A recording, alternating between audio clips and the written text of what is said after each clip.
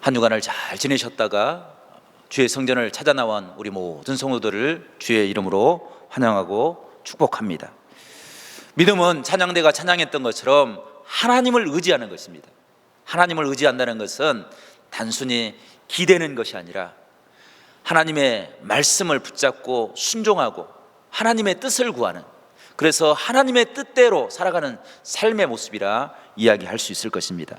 성도 여러분, 우리가 주의 성전에 나와서 예배할 때 우리를 친히 인도하시는 그 능력의 하나님, 그 은혜의 하나님을 붙잡고 순종함으로 하나님 앞에 온전히 믿음의 삶을 살아가는, 하나님을 의지하는 복된 믿음의 사람들이 될 수 있기를 간절히 축원합니다.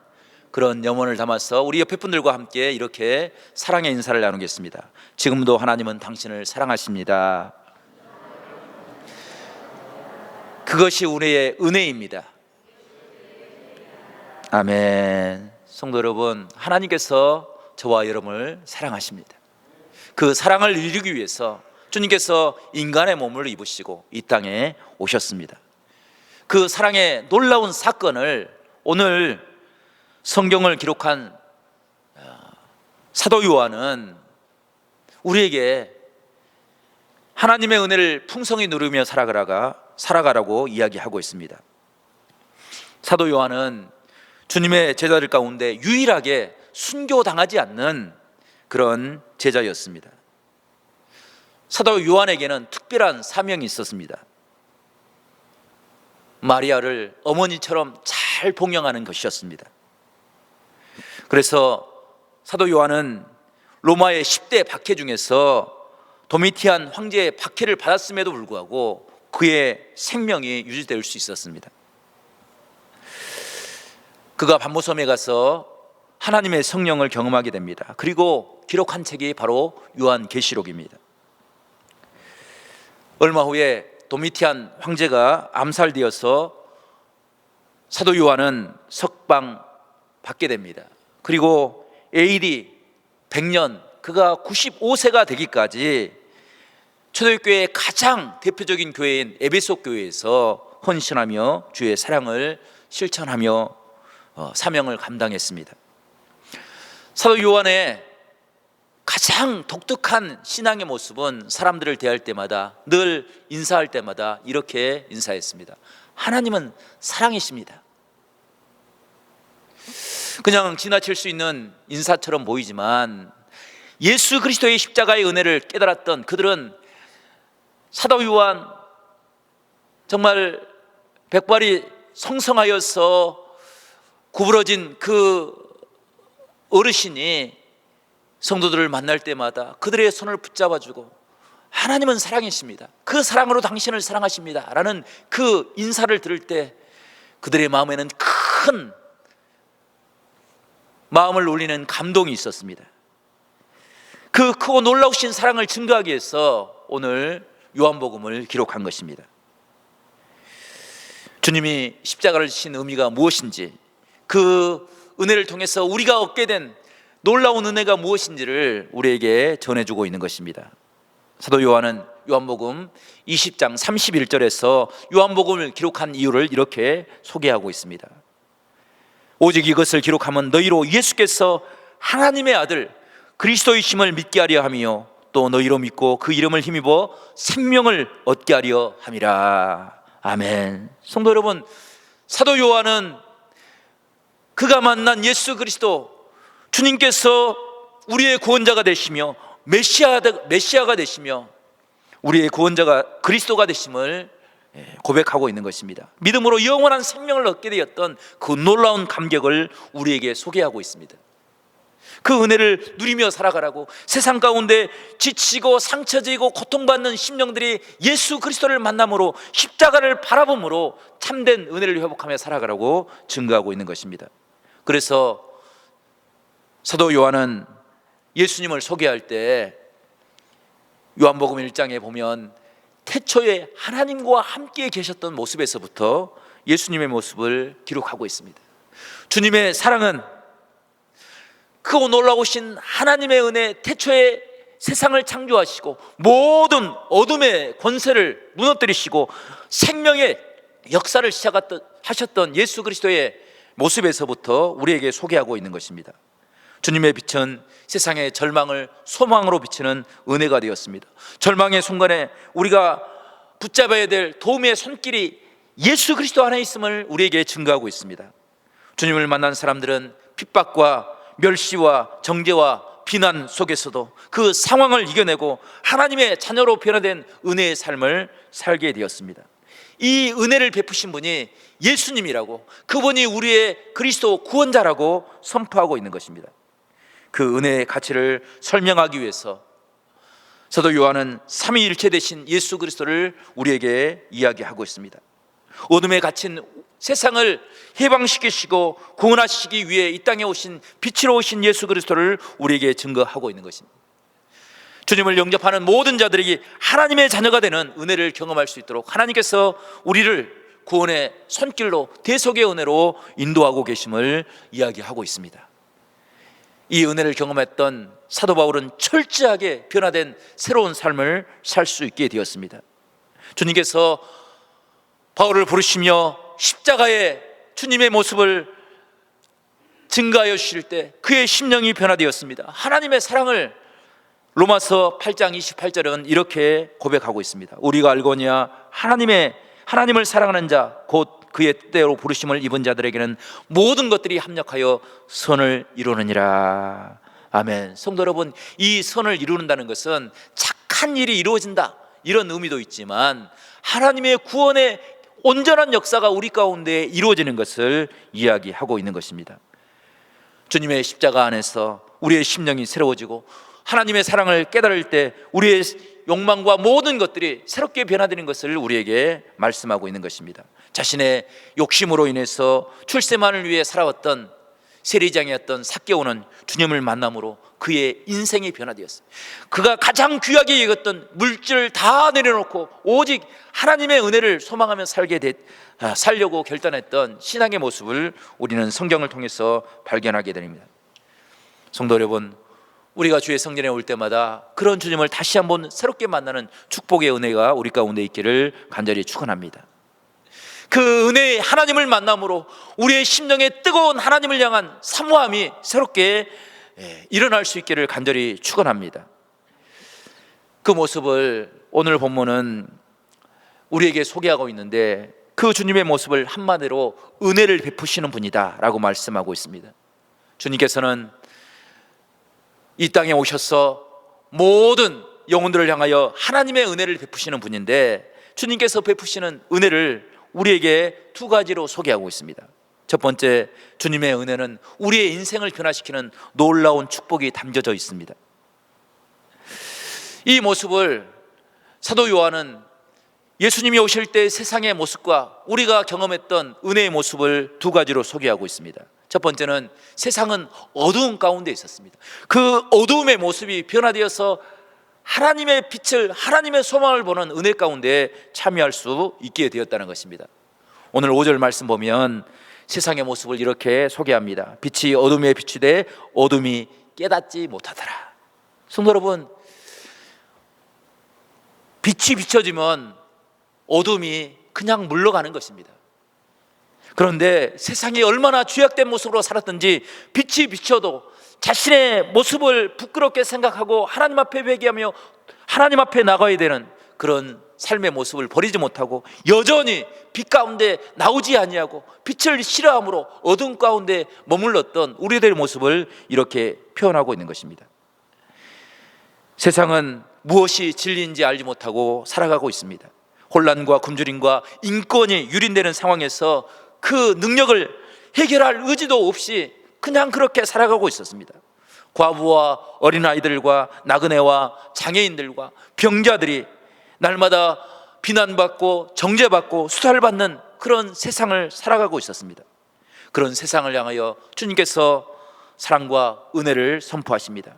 말로만 선포하는 것이 아니라 십자가를 지심으로 가장 낮은 자리에까지 찾아오셔서 우리의 삶을 어루만져 주심으로 우리를 향하여 하나님의 사랑을 선포하심으로 우리에게 새로운 소망을 꿈꾸게 하셨던 것입니다. 주님의 빛이 세상 가운데 비춰질 때 어둠이 변화되어서 하나님의 놀라운 축복이 되었습니다. 슬픔이 변화돼서 기쁨이 되는 은혜로 바뀌었습니다. 다툼이 변화돼서 그곳에 평화가 임하는 은혜가 임하였습니다. 어둠의 모습을 벗어버리고 빛의 옷을 입고 하나님의 은혜를 소망하는 그런 복된 신앙의 모습을 이룰 수 있게 되었던 것입니다. 성도 여러분, 이렇게 세상을 변화시킬 수 있던 힘이 어디서 온 것입니까? 비난이나 정죄나 박해가 아니었습니다. 그것은 세상을 사랑하셨던, 모든 것을 다 내려놓고 우리를 사랑하셨던 주님의 사랑이 있었기에 세상은 새로움을 꿈꿀 수 있게 되었던 것입니다. 성도 여러분, 우리가 주의 성전에서 하나님의 사랑의 음성을 들으므로 우리도 삭개오처럼 바울처럼 새로운 변화를 꿈꿀 수 있는, 하나님의 자녀로 새로운 인생을 살아갈 수 있는 축복이 우리 가운데 이루어질 수 있기를 간절히 축원합니다. 두 번째로, 우리에게 임한 변화는 세상의 종으로 살아가던 우리가 하나님의 자녀가 되는 축복을 누리게 되었다는 것입니다. 우리는 하나님께서 세상을 창조하실 때 하나님의 사람으로, 하나님께서 가장 존귀하게 여기시는 하나님의 백성으로, 하나님의 자녀로 선택을 받았습니다. 그런데 그런 우리가 하나님 앞에 죄악을 범함으로 하나님을 떠나버림으로 세상의 종이 되었습니다.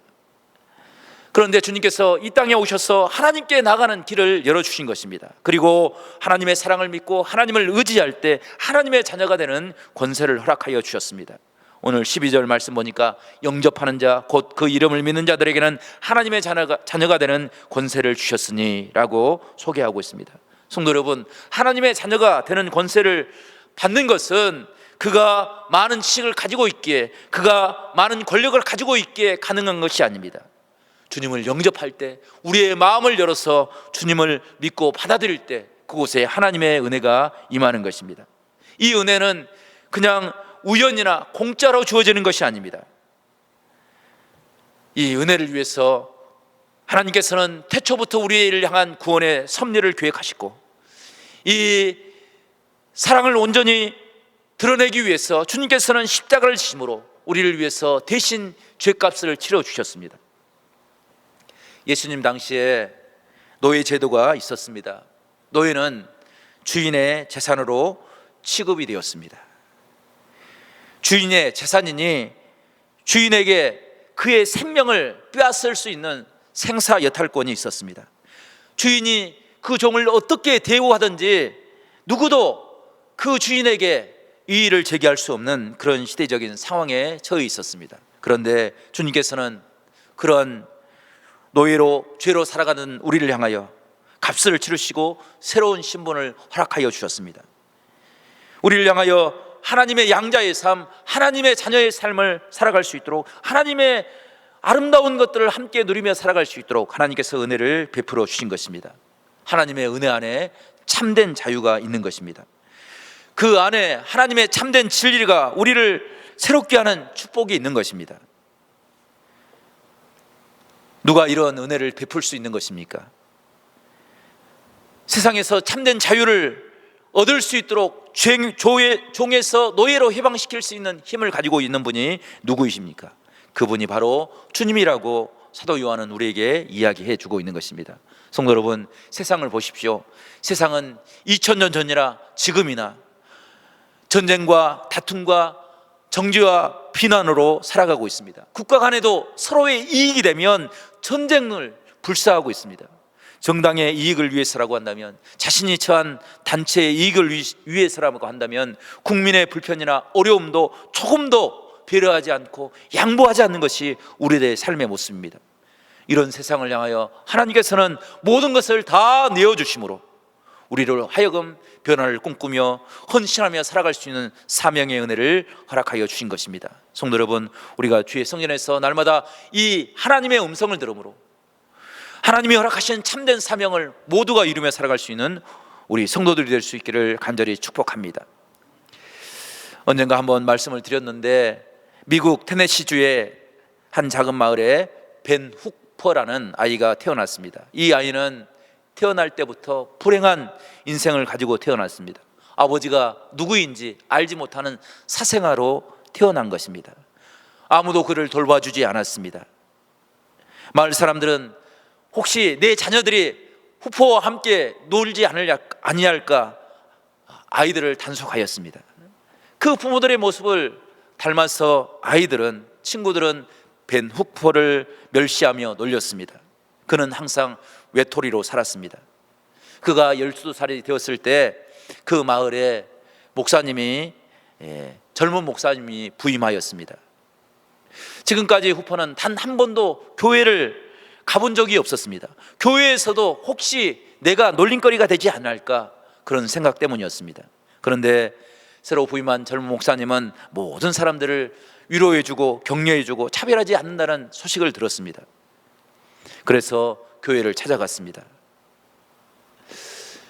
교회 예배 드릴 때 맨 늦게 들어와서 축도하기 전에 슬그머니 자리를 피해 나갔습니다.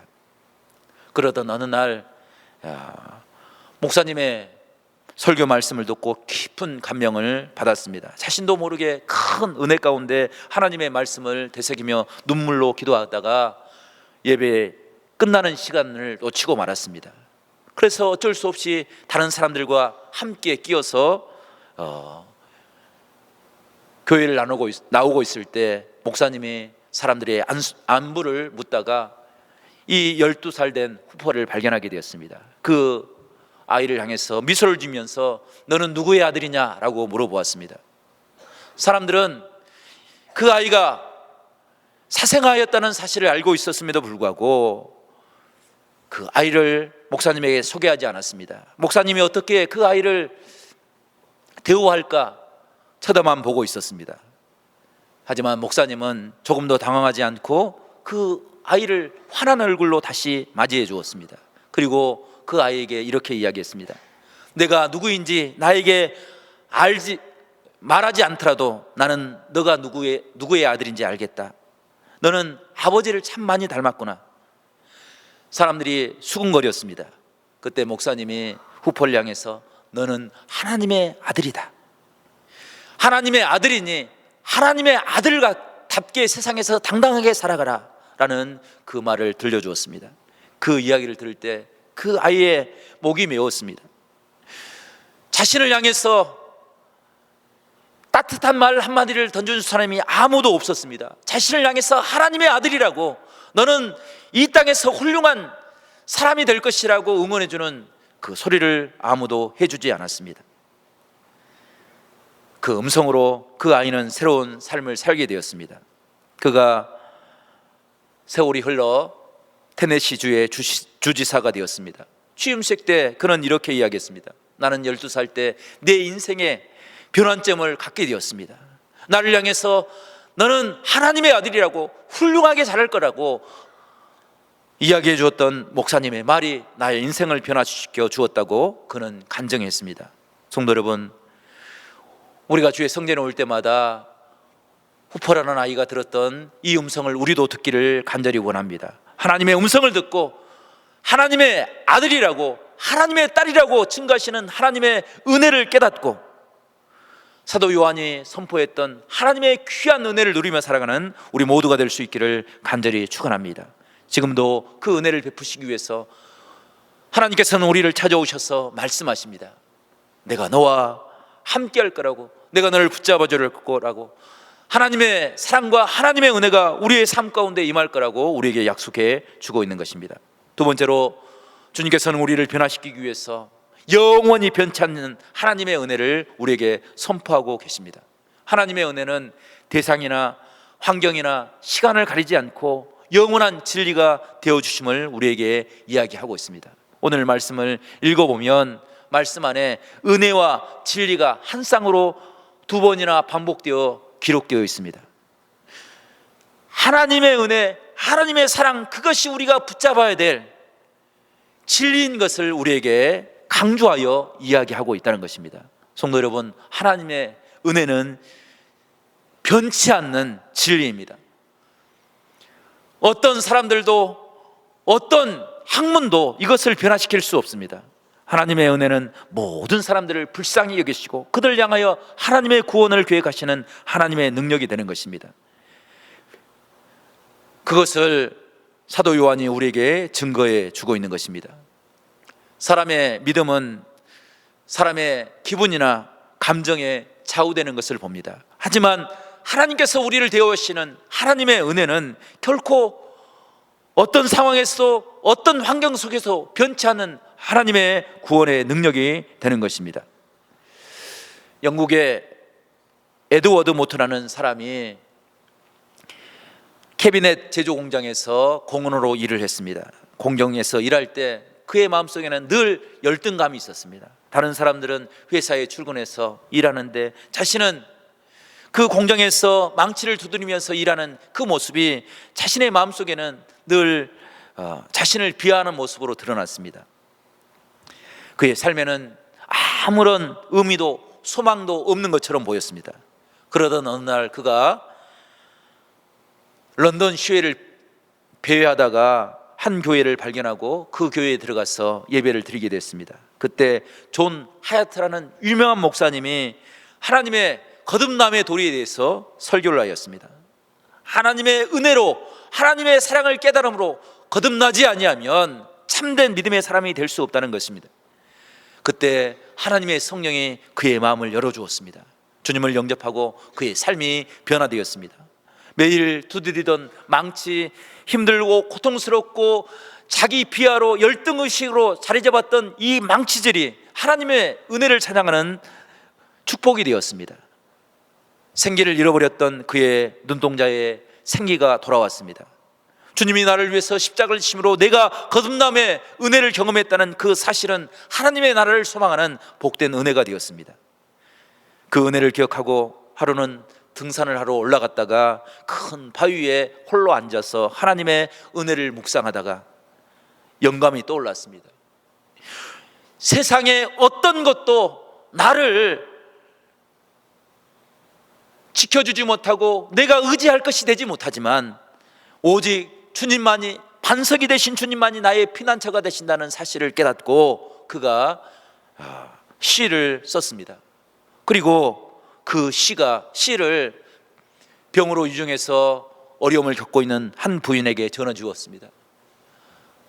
사망의 위험 가운데서 두려움에 빠져 있는 그 부인이 그 시를 읽으면서 평안함을 회복할 수 있었습니다.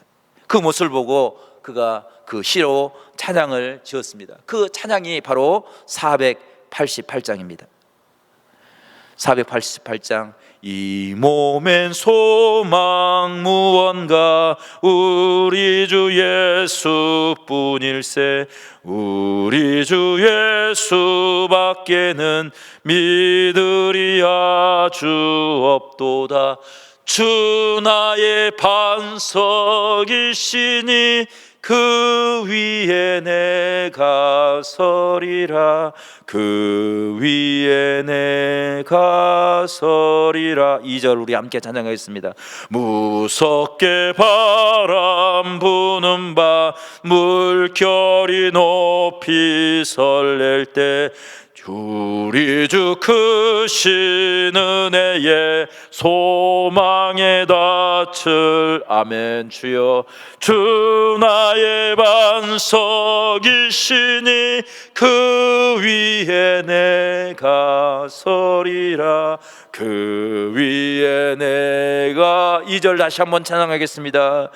무섭게 바람 부는 물결이 높이 설렐 때 우리 주 크신 은혜에 소망의 닻을 주 아멘.